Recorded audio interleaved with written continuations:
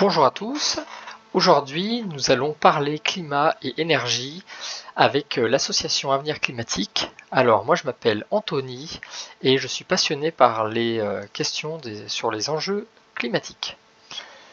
Alors, trois parties. Dans la partie 1, nous parlerons d'énergie. Qu'est-ce que l'énergie? Notre dépendance aux énergies fossiles. Partie 2, ce sera sur le climat, le fonctionnement du système climatique, l'énergie et le climat. Nous verrons que tout est lié et leurs conséquences sur le changement climatique. Et enfin, partie 3, passer à l'action pour réduire et vite. Alors partie 1, l'énergie. Nous allons parler d'énergie. On va d'abord répondre à la question fondamentale, qu'est-ce que c'est l'énergie, mais surtout d'où vient-elle? Pour finir, nous verrons à quel point nos sociétés modernes est totalement accro. Alors, qu'est-ce que l'énergie? À votre avis, qu'est-ce que peut être l'énergie? Alors, l'énergie permet de modifier la vitesse, elle permet de modifier la température, la forme d'un objet, la composition chimique. En bref, elle permet de modifier tout ce qui est physique. Elle correspond simplement à la vitesse à laquelle nous transformons le monde. Alors, consommation d'énergie égale la vitesse à laquelle on change le monde. Alors, une petite question, à votre avis, combien de cyclistes, imaginons des cyclistes qui pédalent à 20 km/h pendant 1 heure, combien il en faut-il pour cuire un gâteau au four?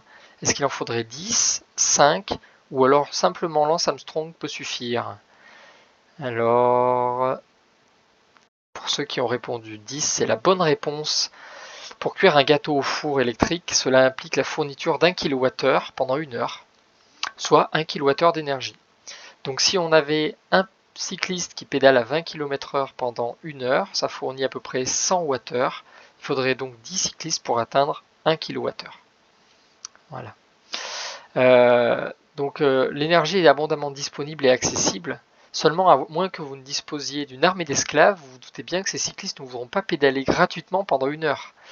Donc ça fait à peu près 110 €. Sinon, on a beaucoup plus rapide, une prise électrique pour 23 centimes, vous avez votre gâteau qui chauffe. Donc à retenir, l'énergie qu'on utilise tous les jours, elle est très abondante par rapport à l'énergie humaine. Ces énergies modernes sont environ 1000 fois moins chères que l'énergie musculaire.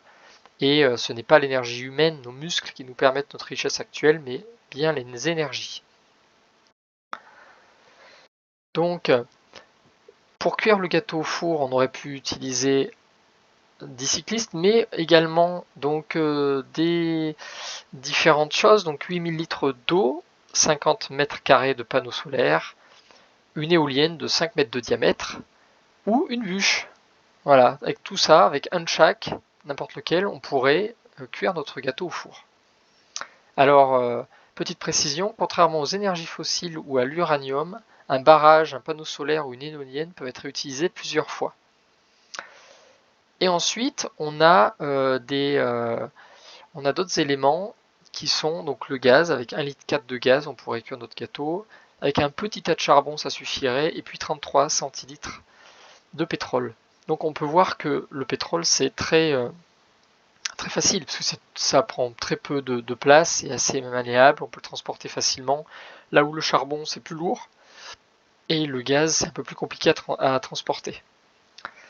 Et enfin, l'uranium, mais c'est un peu particulier parce que l'uranium, on s'en sert plutôt pour le nucléaire. Alors, notre dépendance aux énergies fossiles, à votre avis, que représentent ces deux courbes? Vous avez une courbe grise avec différents graphiques et une courbe en pointillé. À quoi peuvent-elles correspondre? Alors, tout simplement, ce graphique représente la consommation d'énergie primaire dans le monde depuis le début de la première révolution industrielle. Alors, l'axe horizontal, qui représente le temps, et l'axe vertical, la consommation de différentes sources d'énergie primaire pour l'activité considérée, en gigatonnes de pétrole, GTEP. Donc c'est-à-dire que plus on avance dans les années, plus on voit que notre consommation d'énergie, elle cesse de croître.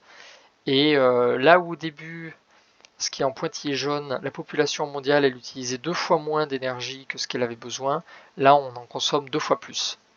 Donc ça, c'est très important à garder en tête. Alors, en résumé, chaque humain consomme aujourd'hui 2 fois plus d'énergie qu'en 1960. On voit que depuis 1960, l'ère pré-industrielle, tout a explosé. Et là, on voit le petit pic, le Covid, qui apparaît. Et puis, donc chaque strate du graphique, vous pouvez remarquer que en bas, c'est la biosphère, c'est couper du bois pour faire chauffer, ça n'a pas tant bougé que ça. La consommation d'énergie, elle est principalement liée aux émissions d'énergie fossile. Donc la consommation d'énergie fossile, donc le gaz 25%, le pétrole 30% et le charbon 25%. Donc on voit que malgré les évolutions de société, on a toujours consommé plus d'énergie qu'aujourd'hui. Et que le Covid a fait une petite pause dans ce travail-là. Alors ensuite, on a les énergies renouvelables qui sont une toute petite partie, 14% de nos émissions de CO2, enfin de nos consommations d'énergie. Donc en résumé, le monde il repose sur les énergies fossiles principalement, 80% des énergies fossiles, enfin des consommations sont des énergies fossiles. On consomme toujours plus de chaque énergie. Le monde consomme de manière croissante et sans discontinuer plus d'énergie chaque année. Et troisième constat, aucune source d'énergie n'en a remplacé une autre. Hein en effet, la demande en énergie primaire, elle continue d'augmenter. Malgré les ajouts d'énergie renouvelable, on voit que ça n'a rien changé. Donc notre dépendance aux énergies fossiles, déjà, on peut voir qu'on est très dépendant, notamment pour les besoins énergétiques. Donc tout ce qui est transport, chauffage, production d'électricité. On en est très dépendant également pour le textile, le synthétique, mais aussi les plastiques. On pourrait citer les cosmétiques, les médicaments, l'agriculture, les engrais, bref, partout quoi. Notre dépendance aux énergies fossiles n'est pas cantonnée à nos besoins énergétiques. En 2019, nous avons consommé l'équivalent de 37 milliards de barils de pétrole. Alors, comment on explique ce graphique? On a vu que l'on consomme beaucoup d'énergie, et est-ce que c'est le cas pour tous les pays? Eh bien, pas tant que ça. En dehors des pays développés, peu de pays consomment autant d'énergie que nous. Prenons un pays en voie de développement, comme le Sénégal par exemple. Il consomme 0,3 tonnes d'équivalent pétrole par habitant. Dans le monde, c'est plutôt 1,9 et là où en France on est quasiment à 4 et aux USA quasiment à 7. Donc ce qu'il faut retenir, c'est qu'en dehors des pays développés, peu de pays consomment autant d'énergie que nous.